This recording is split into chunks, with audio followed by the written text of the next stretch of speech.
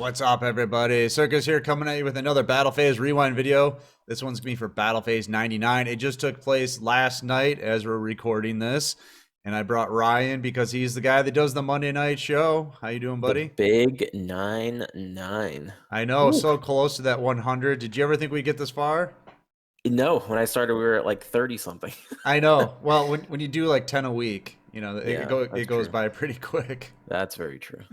All right, so going into this one, we had expectations for new decks, right? Well, maybe not Valkyries, but Trimids and Karakuris at least. Yeah, going to this tournament, I was like, well, going into this whole week, I was like, okay, second week of the new decks, Karakuri looking like the strongest deck, and now people are slowly starting to bring that system down. So what do you do against system down? Because that was a big problem for Crystons, to the point where Crystons were even main decking things like Lancia to stop it. So that was the big question, in my opinion, going into it. And even up until like top 32, I was like, okay, yeah, that's the big question. Um, after that, it was actually kind of interesting what happened in the tournament. So as we'll see. Yeah, we'll check it out. Let's see what people brought in general, though. Were those decks even represented as much as we thought they would be? So overall, of course, Neos invoked with the top spot. There was 16, followed by Shiranui, Element Sabers. Fourth place is Karakuri with 12. And then where's Trimids on here? They're down there at 5. Yeah, there are not that many Trimids that enter the tournament. Trimids, it does take a little bit more patience to play, and definitely you have to kind of know what you're doing. It isn't, okay, I summon Alistair, now I have lethal on board just from that one play. So it makes total sense to me that a lot of players are gravitating towards a deck that's simple to play like Neos or Shiranui, but has such a high success rate on top of that. Right. So what we're seeing is just what we normally see, but then a little Karakuri mixed in. And by a little 12 decks, that's quite a few actually, that 12 It's people quite were. a few, especially when you look at the top 32. Holy moly, that conversion. Yeah, let's check that out. Oh, so going into the top 32, look at that. Of the 12, 7 of them made it. So that Yeah. and it was the top represented deck into the top 32. Yeah, it was insane. It dominated every deck besides Neos, 6 to 7, which is still, one more. Which is insane because by the time we reached top 16, they all fell out in the top 16, which is not what I expected. Because when you looked at the decks themselves, it's not like everyone was running system down or anything. Right. They all just lost. That's all. So it was a very interesting tournament when it kind of came down to it. Maybe the players got a little too ahead of themselves. They did very, very well in Swiss, which is a good sign for sure. Because we are still seeing some optimizations. We saw a lot of the spell card, the Gamma Oil today, which I said in my original review of the box that I think it's a little underrated right now. So I am glad to see people kind of start to use that a little bit. I don't know if it'll become a staple in it, but we'll kind of see. And then I saw Gold Dust, which is interesting, but I'm not 100% sold on that quite yet.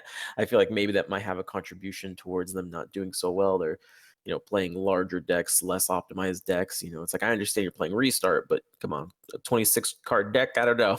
Maybe cut a couple of cards out from that. Yeah, Black Jesus was in the tournament playing Karakuri, and afterwards he sent me a message, and he was like, basically, Konami gave me two choices with this deck. Either you can brick, or you can brick. And I think that was Yeah. his biggest complaint about the deck. Yeah. So there's still, and obviously if a deck's breaking through Restart, something's wrong there. So people are still figuring it out for sure, but it's definitely not looking like that huge threat that I was originally thinking it was going to be, but it is still a risk. I mean, listen, that's a lot of tops. Yeah, it That's very is. consistent. Yeah. So especially when you think of something like KC Cup, which is happening very, very soon, where everything is a best of one. There might be good potential there for that deck to do well in a format like that. All right, let's move on to the top 8 then. Into the top 8, Trimids had 2, Ritual Beast had 2, Shiranui had 2, and then Stromberg and Witchcrafters each had 1. And we do have footage from the stream that we're going to check out. So why don't we do that and talk about the games we saw on stream? Yeah. All right, the first matchup we're going to take a look at in the top 8 is Hussein versus your mom's boyfriend. Mom's boyfriend's playing Ritual Beast against Hussein and his Shiranui deck. What can you tell us about this match or this matchup in general? Yeah, so this matchup's always been very Ritual Beast favored. Hmm. As you guys can kind of see on your screen here, obviously just having the Dolphin alone is pretty ridiculous because, it sending extra deck monsters back to the extra deck, the Sun Saga can't protect you against that, Right, and right. that's just like a common monster. And you can see so many of the back row here, Fiendish Chain, Canadia, Double Floodgate, both are extremely useless against Ritual Beast, and then the Triple Ballista has limited success against Ritual Beast. It really only affects them in the very, very beginning when they first get their Elder out, if they get their Elder out. Ritual Beast are really good at grinding out the back row. They don't swing into things like Wall of D. It's very hard to get them to do that. Of course, Shadow Game on top of all I was that. about to say the Shiranui players putting a lot of stuff into their Yeah, graveyard. so like on top of all that, on top of being already a difficult matchup for the Shiranui, you have to do a Shadow Game when you're a graveyard-based deck. So yeah, it's always been historically one of the worst Shiranui matchups, just from Dolphin alone, and the deck Right. has evolved to a point where uh, Shiranui really cannot do too crazy amount other than just like main decking Lancia and praying they grab it and just Hmm. try to OTK before anything happens.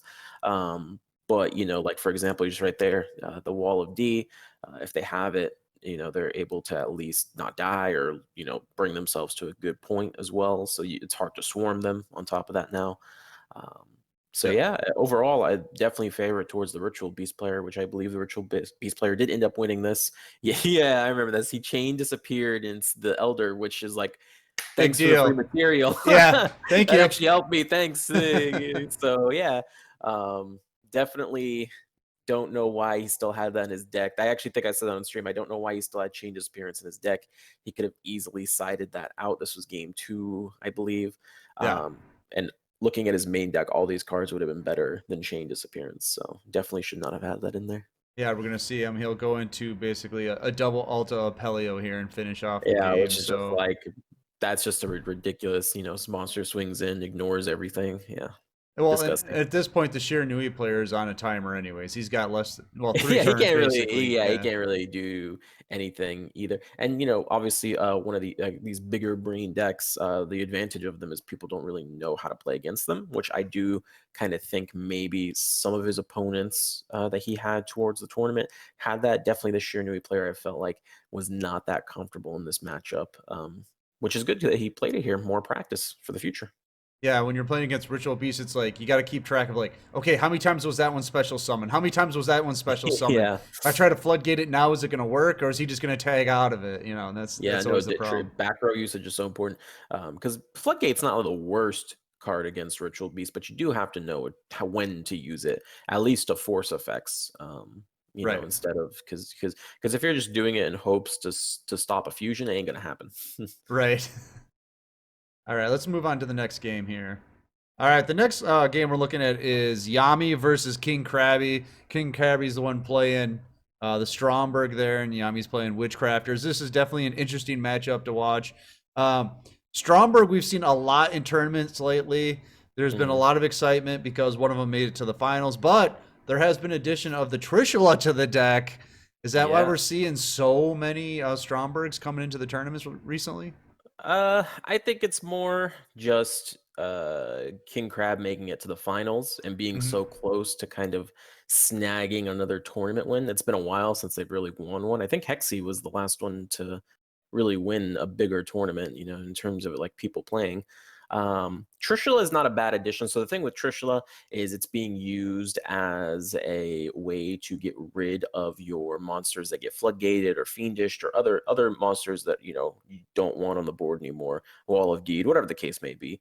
So you get a better interaction with them.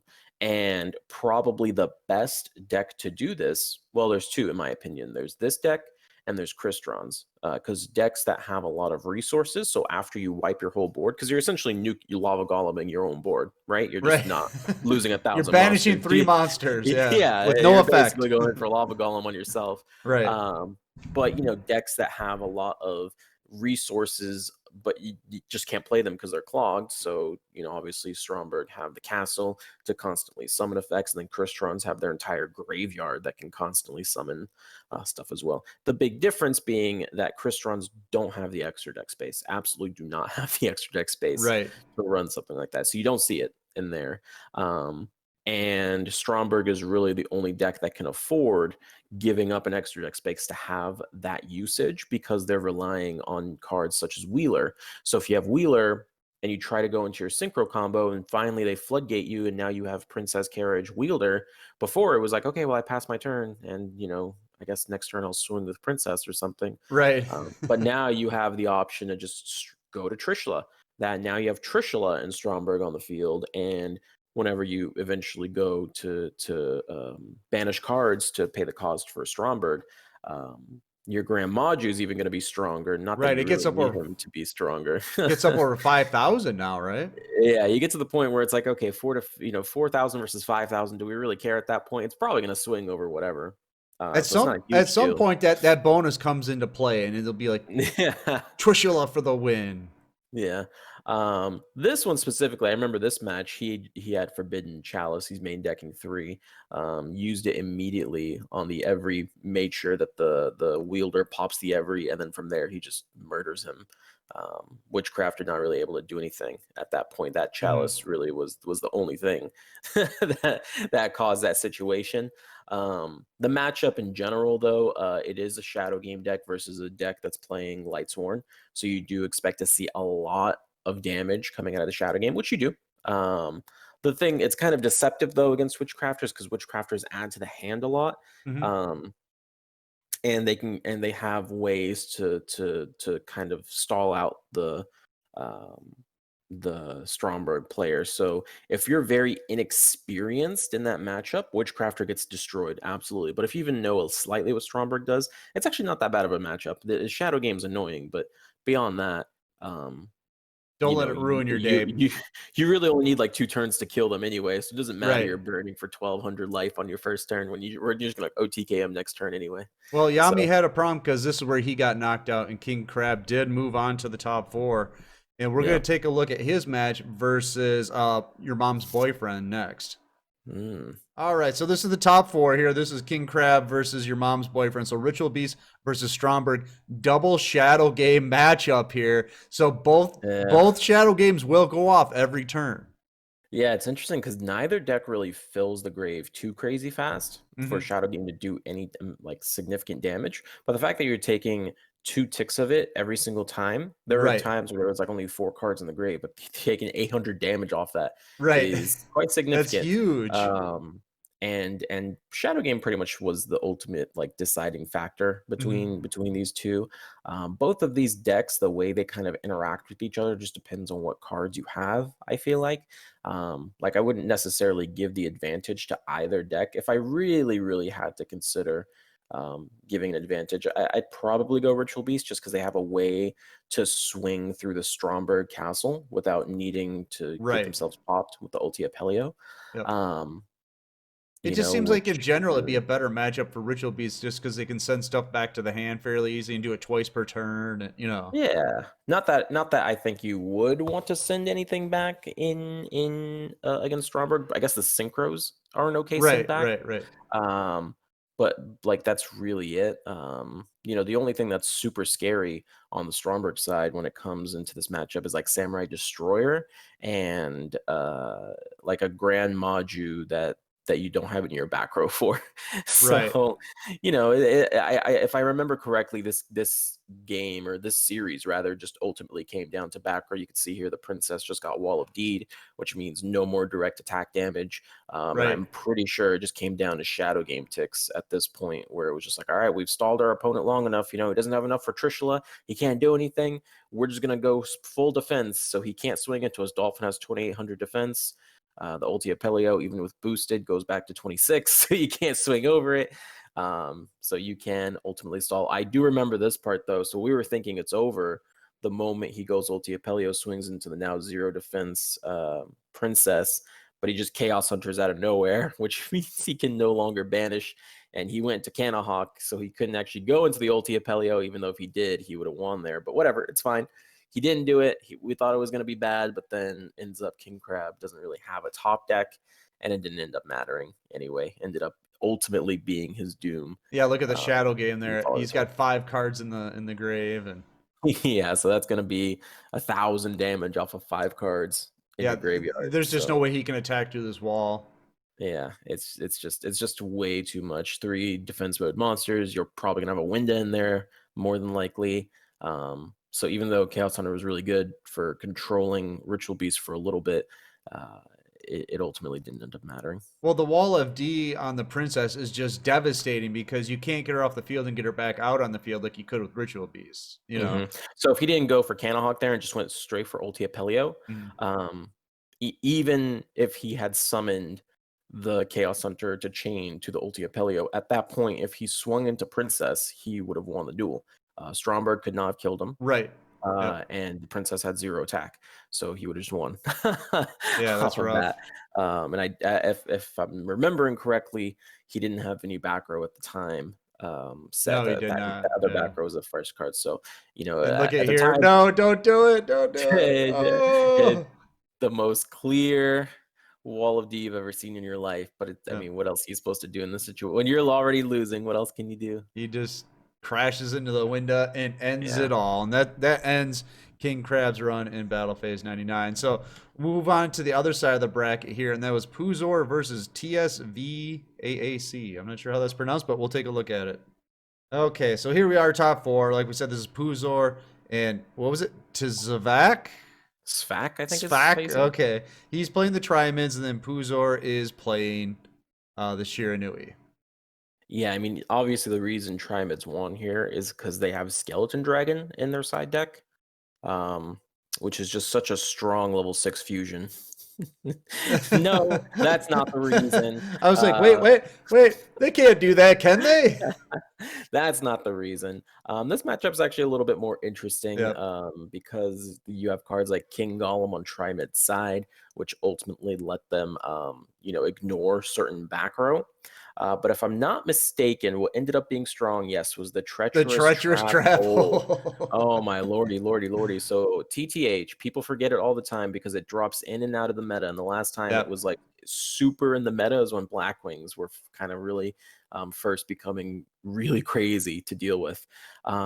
But one thing people forget is this is a balanced deck. If you look at his traps, he has 6 of them. He is guaranteed to open either a Canadia, a Pulse, or a TTH. Every single duel, he's guaranteed at least one of those 3 cards. And all 3 are extremely annoying to deal with, especially if they go first. Well, I think a Um, lot of people forget about it because there's a lot of decks running like 37 traps, right? yeah, So you don't want to run a treacherous trap hole in a deck that runs so right. many traps. But when you're just playing Yeah, 6, you're playing balance, and you have like a really good chance of opening it.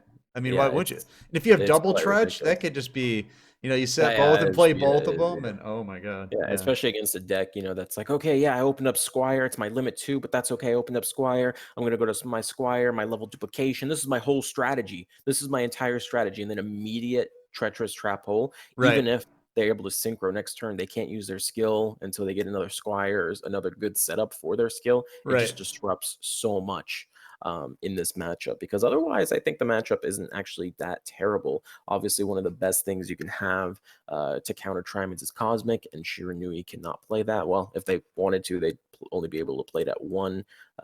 They really don't see them at 2+ because that'd be insane. No more Hmm. tuners at that point.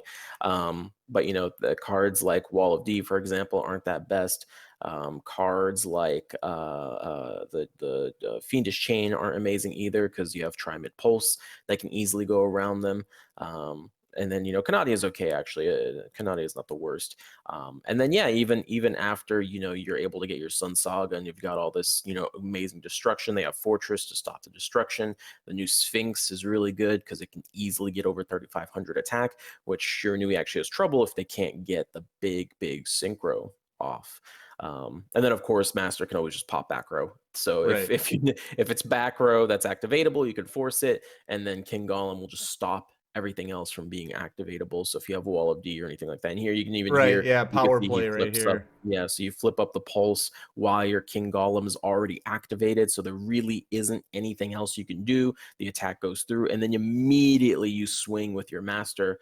Unless they had their toggle on and they were ready for that play, you're going to catch them by surprise and Yep. just And you not got even give him. them an Yep. opportunity to do anything. So Easy peasy. that's the power of King Golem, and King Golem was very relevant in this meta. All right. So Trimid's good matchup against Shiranui, you think, in general? Yeah, I mean, it depends on ultimately what kind of back row the Shiranui player is playing. Um, if it's a lot of Wall of D and if it's a lot of anti-Neos cards, the Trimids are gonna have a fun time with it.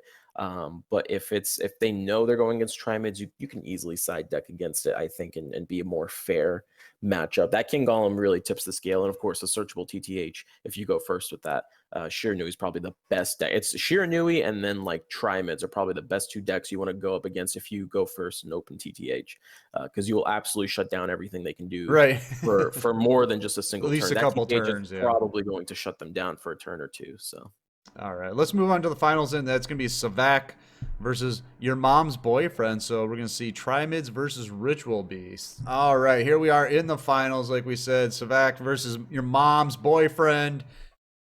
Do you remember this one very well?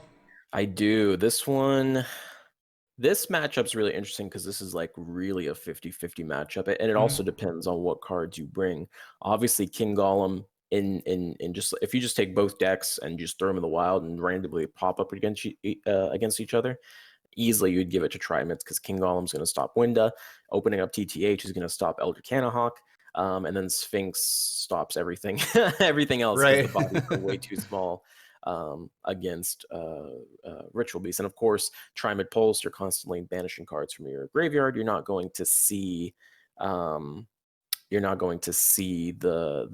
Shadow Game have much effect in this duel. So it's actually kind of unfortunate that this is the Shadow Game version of Ritual Beast, because if this was the Seal Tomb OTK version of Ritual Beast, I would actually give it to that version of Ritual Beast over Trimids, because they're just going to try and get in there, get into their Dolphin, not destroy anything to proc the Sphinx, and then just try to go clear the board, go into double Apelio and hope to OTK at that point. I think that strategy works a lot better. If not, at the very least, you can set up a Seal Tomb play your follow-up turn in case you get TTH or something like that. But this version of the deck, I would go ahead and say, yeah, this, because I think this was a 2-0 if I'm not mistaken. This is game 3, so it was This 1-1 game going three? into Okay, this. so it was 1-1? Okay, And okay. if I So I remember think correctly, people were claiming there was a pretty big misplay on the part of the Ritual Beast player that led to his ultimate demise. in the third game, yeah, people were saying that there was he didn't search the or he had returned, he didn't search the right card or something like that. Which I When think he just happened on screen, so that's why I yeah, so was. he ended up the board with just like an ulti Canahawk. And this ulti Canahawk can't actually tag out. It doesn't have material to tag Oh out. yeah, there's nothing banished. Yeah, Yeah, okay. so not optimal Ritual Beast play. I do believe your boyfriend's mom even claimed that he is newer to the deck, and this is I don't know if this is necessarily his first time piloting, but he's still kind of early on in that experience with the deck. And don't get me wrong, both these this is a battle of two big brain decks, right? Like this is not helmet versus helmet. So it is one of those situations where, it's like fencing. You make one misstep and that's it. Like your opponent's Yeah, going to take yeah. advantage of that and it's just going to stumble. You're not going to top deck into Wall of D and that's going to bring you back into the game. That's not going to happen. That's just not going to happen It's gonna be unless your opponent punishing. like unless your opponent Yeah. gets extremely greedy. That's just not gonna, it's literally gonna be one of those things, like we're gonna go all 12 rounds. I'm gonna win by points, I'm not gonna let you get back into the advantage whatsoever. Because the King Golem will just stop anything that happens. Yeah, he just swings in, summons the Sphinx, Yep. and from there it's just like, okay, all your material's dead, and you have nothing that you can do You have against me. nothing left, sir. Good day. Yeah. But yeah, even if it wasn't that misplay, and I believe both players kind of bricked too. I think game one, um, Ritual Beast bricked, and then game two, it's not that Triman's bricked, but they literally had nothing versus a full Ritual Beast OTK play, which really had me thinking, like, if this was the other version of Ritual Beast, I really do think that they would have had more success against this in the final.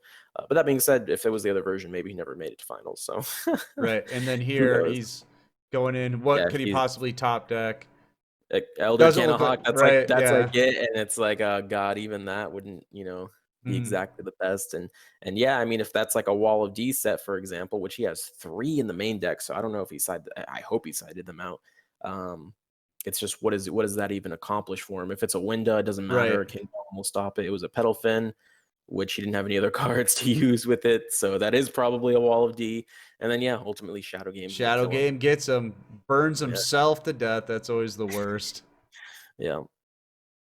All right, so there you go. There's your champion Savak with Triamids. There you go. There So, you go.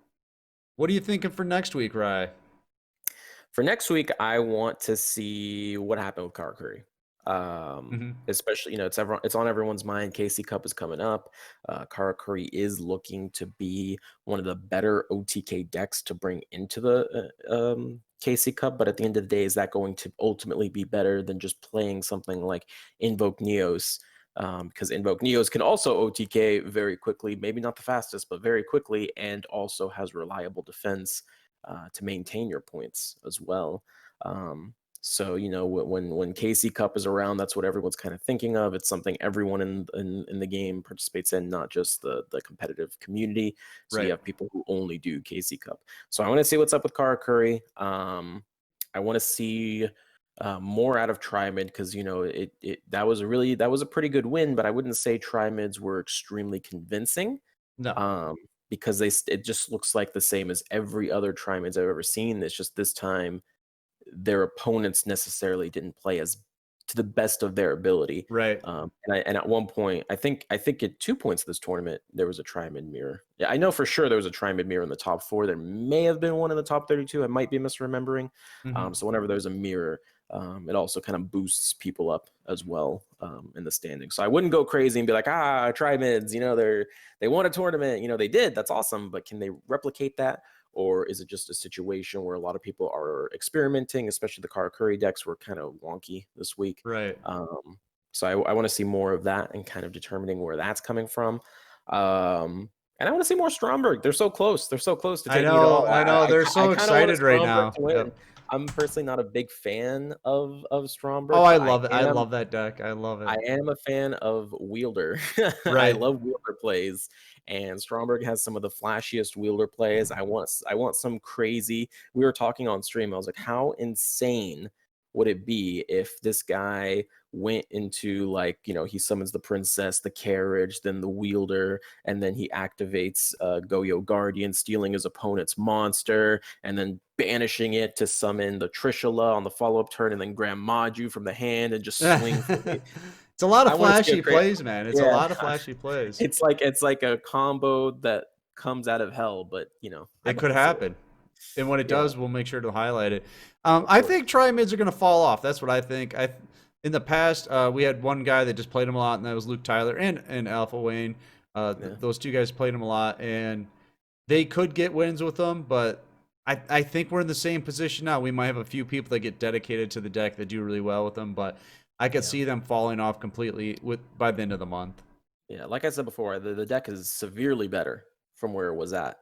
But it's But still not enough. the fate of all balanced decks is just the side decking just gets so trash. It's not even their Yeah, it's fault. difficult. It's just how the balance skill is designed. Even if there was So a great spell, it's then you got to figure out, oh, if I add a yeah, spell, do I take out a field spell or do I add another trap to balance it out? Do I got to and take out and a you monster? And can't really ever put monsters in your side deck. Like Lancia is an amazing side deck card, but you don't really see Lancia in Trimax because they can't play it. If you put Lancia as a monster, I know this because I did this with Noble Knights. Gwynnifer, a spell card, is actually a monster card, but you only use her as a spell card ever.